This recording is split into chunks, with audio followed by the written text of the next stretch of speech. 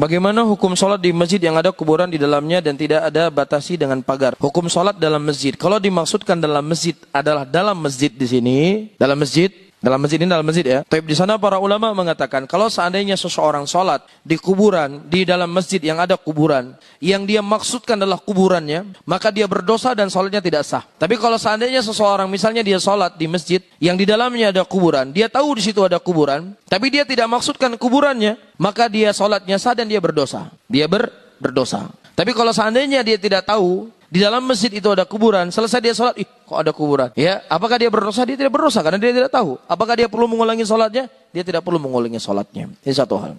Hal yang kedua, kalau seandainya kuburannya tidak di dalam masjid tetapi di perkarangan masjid, apakah boleh sholat di situ? Perkara ini perkara yang diperselisihkan oleh para ulama Islam. Sebagian para ulama mereka mengatakan bahwasanya dinding masjid itu sudah cukup pemisah antara kuburan dengan masjid, sudah cukup. Nabi kita Muhammad SAW, dinding masjid dengan rumah beliau satu dinding. Di antara dalil yang menunjukkan terkadang Aisyah menyisir rambut Nabi SAW dari kamar beliau. Dan Nabi berada dalam masjid. Berarti satu dinding. Antara masjid Rasulullah dengan kuburannya. Dan antara rumah beliau yang kemudian dijadikan kuburan. Ketika meninggal Rasulullah SAW dan meninggal Abu Bakar dan meninggal Umar, dikubur di dalam kamar Aisyah radhiyallahu taala anha yang memisahkan antara Masjid Nabawi dengan kuburan Nabi apa? Dinding kan. Kalau seandainya itu tidak mencukupi, maka tentunya para sahabat Rasulullah, Abu Bakar setelah meninggal Rasul, atau Umar setelah meninggal Abu Bakar, atau Khalifah Utsman bin Affan akan menambah tembok yang lainnya. Tetapi tidak diketahui mereka menambah tembok yang lainnya